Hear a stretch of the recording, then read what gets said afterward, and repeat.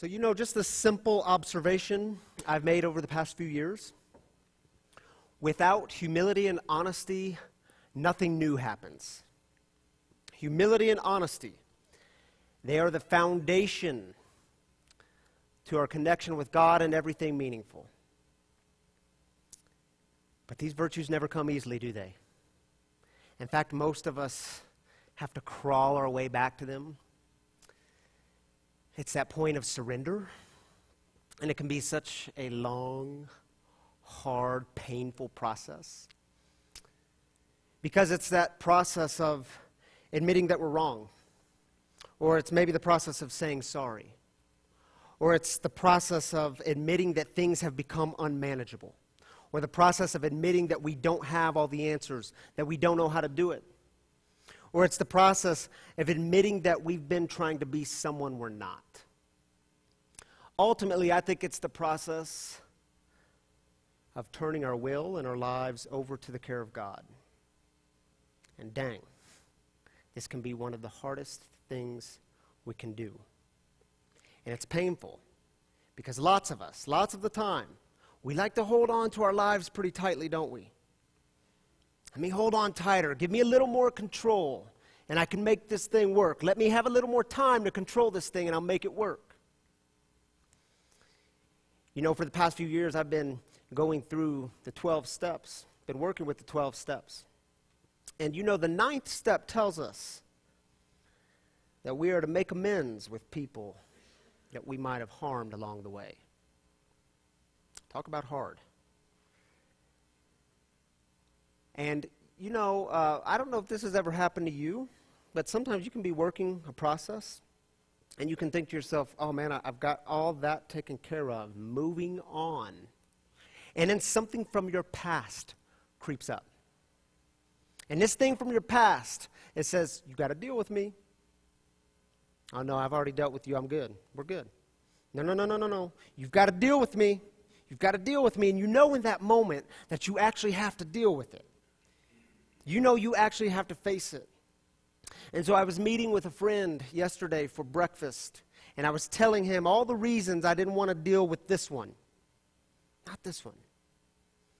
And I said, if I turn this thing over, hand over my will on this one, I don't know the outcomes. I don't know how this is going to go. And we love to control outcomes, don't we?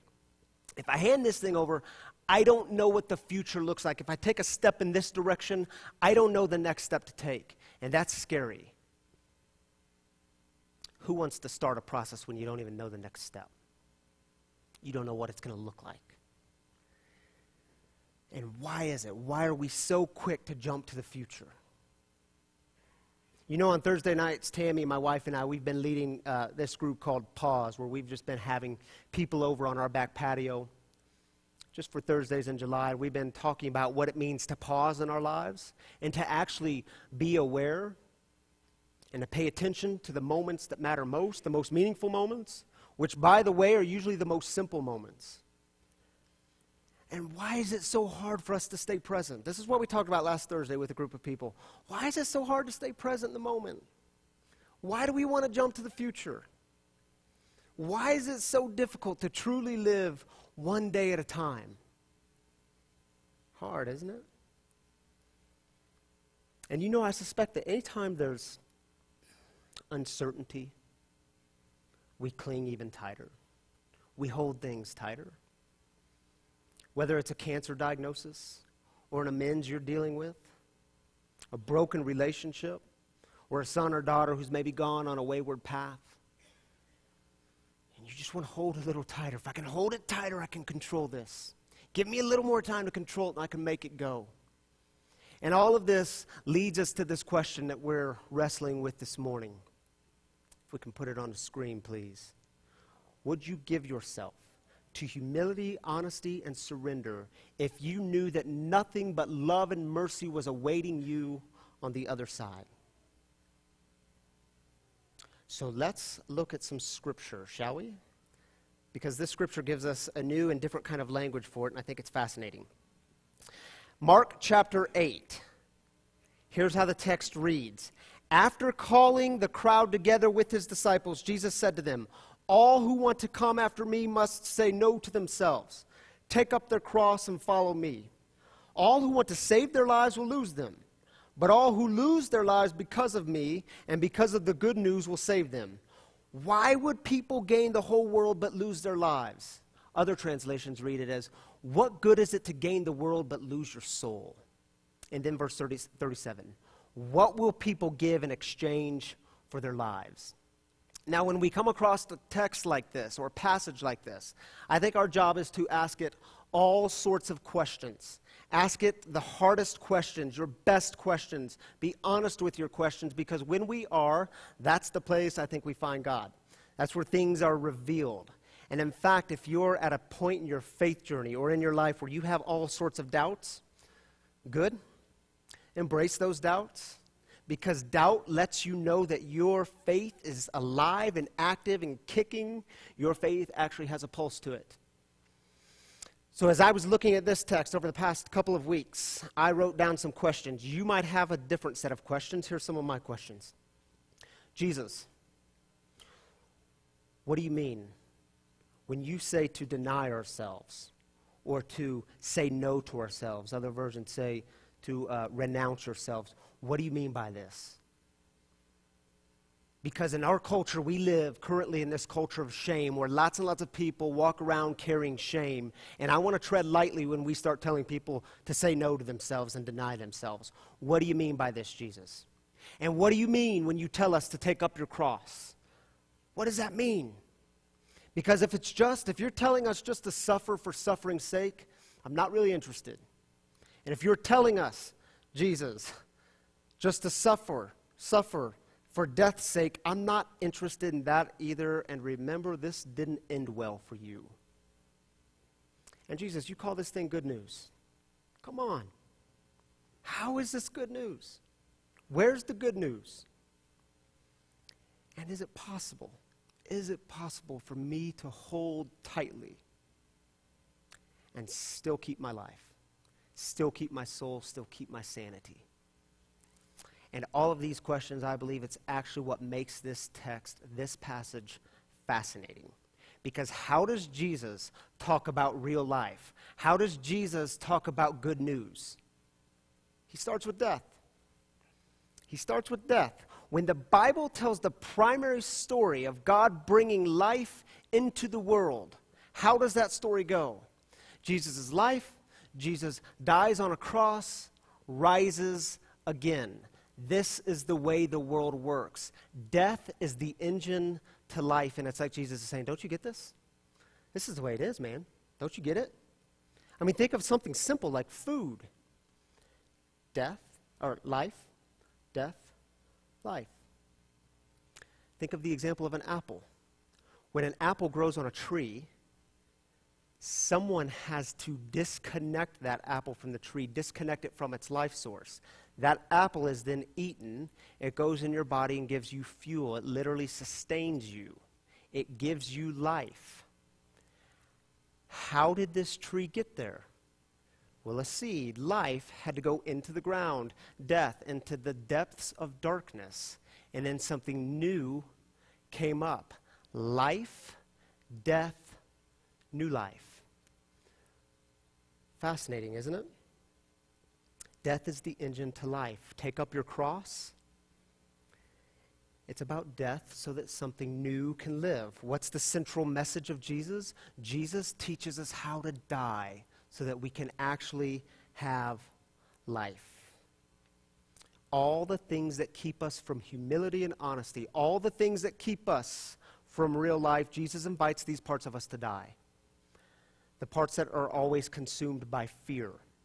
The parts that always want to compare ourselves to others or tear others down so that we can lift ourselves up. The parts that crave power and control. The parts that always have to be right. Jesus invites these parts of ourselves to die so that something new can live. Lose your life in order to find it. But you know this takes a bit of humility, honesty, and surrender, doesn't it?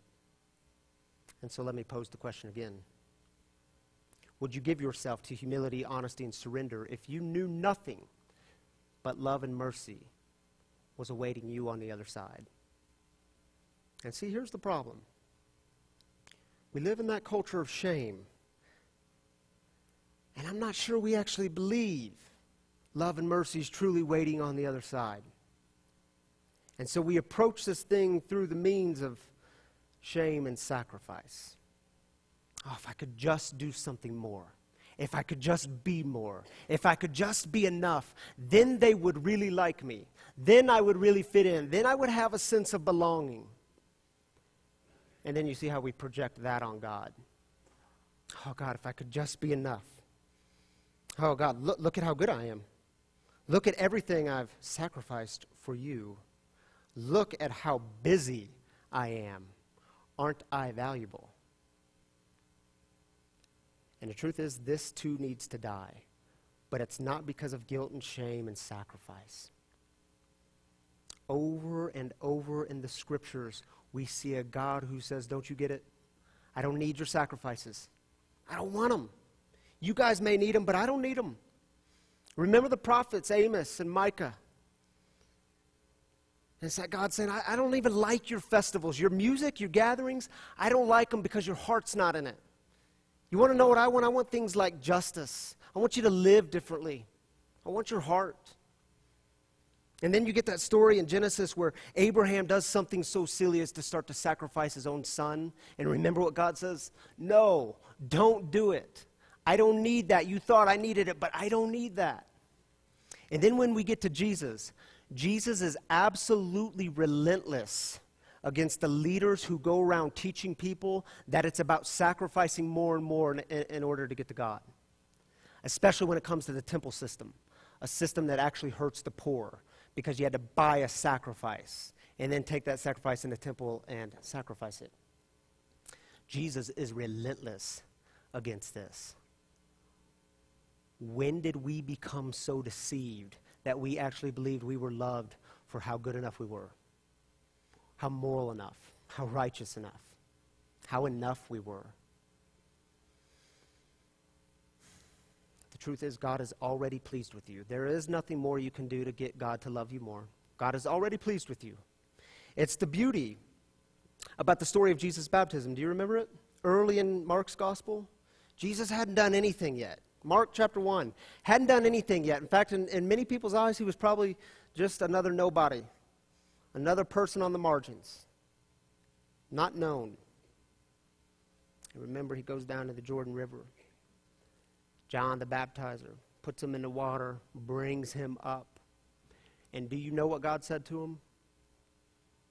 You are my son, whom I love dearly. In you I find happiness. If we could put it in our vernacular, we might say, God said to Jesus, that's my boy. That's my boy. If we start measuring love by how much we could do or how much we could give, we would all fall pretty short, wouldn't we? We'd all be in quite a mess. Speaking of not doing anything, you know who hasn't done anything lately? If I can get the next slide, please. This little guy. Breck came into our lives 4.5 months ago. And so far, he has done a terrible job at pulling his weight in the family. He hasn't done one dish. He hasn't contributed to household chores in any way. He still can't change his own diapers. Still needs a food source, can't feed himself. You see, if we measured love by what he could do, he'd be at the very bottom, wouldn't he? But y'all know this isn't true. Why do we love Breck? Because he's our son. Because he is. Because he came into the world. He didn't do anything. He just is. He's my boy. He's my boy. And sometimes I think we have the easiest jobs in the world. Because my job is to remind you, and your job is to remind me, when God looks at you, what God sees. And when God looks at you, God says, him, right there, that's my boy. You see her? Right there, she's my girl. She is my girl. And he's my boy. And she's my girl. Do you believe it? Is it possible that you're holding on so tightly to your life that you're actually losing it? And would you give yourself to humility, honesty, and surrender if you knew that nothing but love and mercy was awaiting you on the other side? Have you ever been to that point of surrender, turning things over? Or have you been with someone on their journey of surrender? And if you have, you know that these are holy, sacred moments. I have a voicemail on my phone. It's been there for over a year now, and I keep it. It's a voicemail from my friend, and he's telling me that 2 nights prior, he made some major mistakes. And on the voicemail, he's telling me that he's ready to deal with these and to own these. But he says, Ryan, I've got to be honest with you. I'm angry, I'm frustrated, and I'm sad, and I'm scared. He says, it feels like I'm dying.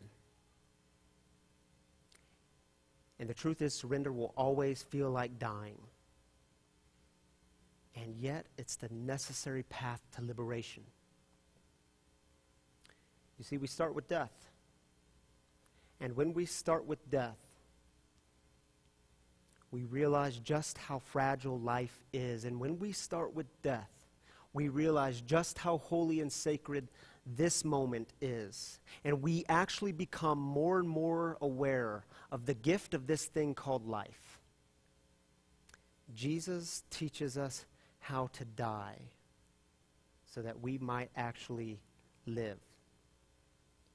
Richard Rohr, one of my favorite theologians and favorite authors, he wrote a book called Breathing Underwater, and here's how he put it. If I can have the slide, there we go. He says, we suffer to get well. We surrender to win. We die to live. We give it away to keep it. If you remember back to the beginning of the service, we started with a scene from Flight, and it was the scene of surrender. Humility, honesty, and surrender. He loses it all. But now we go to the scene of liberation. And let me remind you, surrender doesn't mean you're free of consequences. There might actually be some consequences that you have to deal with, but I am absolutely convinced surrender always leads to freedom. Take a look.